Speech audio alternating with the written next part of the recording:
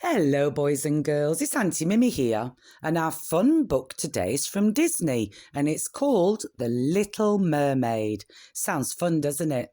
If you've not already subscribed to the channel, please do so now. Then sit back, get comfortable, and let's begin. Down in the deepest ocean, there once lived a mermaid princess called Ariel. She was the youngest daughter of King Triton, ruler of the Mer people, and she had the most beautiful singing voice in the whole of the kingdom. Her father loved her dearly, but she was always getting into trouble. Ariel longed to be part of the human world and spent her time exploring old shipwrecks. The Sea King feared for her safety and, thinking humans were dangerous, warned her to stay away from them. But the little mermaid was certain he was wrong. When Ariel was 16 years old, King Triton arranged for her to sing in a magnificent concert, and mer people came from all over the kingdom to hear her. That evening, Ariel was so busy exploring with her friend Flounder that she forgot all about the concert. She had found some human treasures and taken them to the surface to ask Scuttle the seagull what they were. King Triton was furious. "You could have been seen by one of those humans," he raged. "I'm never to hear of you going to the surface again. Is that clear?" Ariel tried to protest, but her father wouldn't listen. He ordered Sebastian, Ariel's music teacher, to keep an eye on her, but it wasn't an easy task.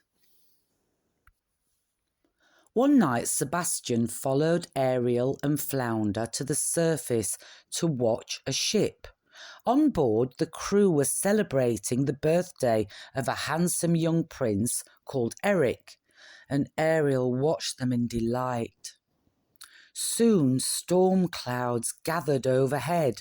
Huge waves wrecked the ship, and Eric was flung into the sea. Ariel swam quickly to his rescue and pulled him towards the shore. "Look, he's breathing," cried Ariel. She gazed at Eric and fell deeply in love. Then, as she sang to him, his eyes began to open. But hearing a voice in the distance, Ariel slipped back into the water and hid behind a nearby rock. She watched as Eric's servants led him away. When they were out of sight, Ariel swam home. Someday, she vowed to herself, "I'm going to be part of that human world." Sebastian had seen everything, and it was not long before the Sea King learnt that Ariel was in love with a human. Triton was very angry. Determined to teach his daughter a lesson, he stormed into her secret grotto and destroyed all her beloved human treasures. Heartbroken, Ariel sat down and wept.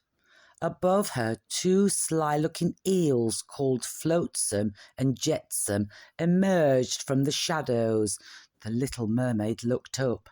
"Poor sweet child," they hissed. "Don't be scared. We know someone who can make all your dreams come true. Ursula has great powers." "The sea witch?" gasped Ariel. She knew that Ursula was her father's worst enemy, who had been banished from his kingdom many years ago and who was now seeking revenge. Ariel hesitated. Then, thinking that it was her only chance to win Prince Eric's love, the little mermaid swam away with the evil eels, quickly followed by Flounder and Sebastian. Ursula greeted Ariel gleefully. "The only way to get what you want," the sea witch explained, "is to become human yourself. Unfortunately, I know a little magic. Now listen, here's the deal. In exchange for your voice, I will turn you into a human for 3 days. If Eric hasn't given you the kiss of true love in that time, you will become a mermaid again and belong to me forever. A scroll appeared in Ursula's hand. Go ahead and sign, she urged. Ariel was terrified, but thinking of Eric again, she signed. A moment later, she was walking on the seashore, a human at last. Prince Eric had been searching everywhere for the girl with the beautiful voice who had rescued him. He had almost given up hope of finding her when he noticed someone sitting on a rock. This girl looked familiar, but when he found she couldn't speak, Eric realised sadly that she was not the one. Feeling sorry for the voiceless girl, he led her back to the palace, and the next day Eric took Ariel on a tour of his kingdom. They enjoyed being together, and Ariel was sure the prince was falling in love with her. Late that afternoon, when she was boating on the lake, Eric bent forward to kiss Ariel, but at that very moment, the boat was overturned. The sea witch had been watching them, and fearing her plan was about to fail, she had sent her precious eels to take action. Now disguised as Vanessa, a beautiful maiden, and with Ariel's voice, trapped in a seashell necklace, Ursula made her way to the shore, where the prince was wandering alone. As soon as Eric heard Ariel's voice, he was entranced and fell completely under its spell. He led Vanessa to the palace, and the very next day announced that they were to be married. The wedding ship was to depart at sunset.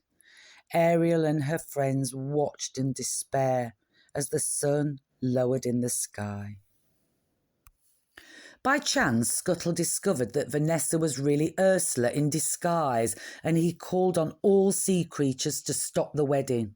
Sebastian went to find the Sea King, and Flounder helped Ariel towards the wedding ship. Suddenly birds swooped down on Vanessa. A lobster pinched her nose, and some seals flipped her into the wedding cake. In the chaos, Vanessa's seashell necklace broke, and the beautiful voice inside flew back to its rightful owner. Eric, released from under the spell, took Ariel in his arms. Just as he was about to kiss her, the sun set below the horizon. Straight away, Ariel was turned back into a mermaid. Ursula grabbed her and dived into the water. Her evil cackle echoed eerily round the ship. Ursula, stop, thundered King Triton, rearing up in front of the sea witch. Let her go. No, cried Ursula, she's mine now. You see, we made a deal. However, I might be willing to make an exchange for someone even better, she suggested slyly. Triton felt he had no choice. He changed the signature on the scroll to his own and handed over his magic trident to the sea witch. At last, it's all mine, Ursula screamed. I am the ruler of the ocean. Just then, a sharp pain shot through her arm. It was a harpoon thrown by Eric. He had come to rescue Ariel. The sea witch swelled with anger and towered above them. She summoned all the sea's power and stirred up a giant whirlpool, dragging up ancient shipwrecks from the seabed. Eric scrambled on board one of the decks and, somehow, he reached the ship's steering wheel. Using all his might, he aimed the broken bow directly at Ursula, and with a terrible scream, she melted away into a pool of oil.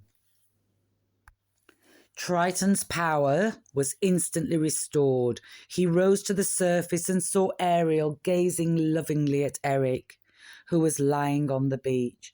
She really does love him, Triton murmured to Sebastian. I suppose the only problem left is how much I will miss her.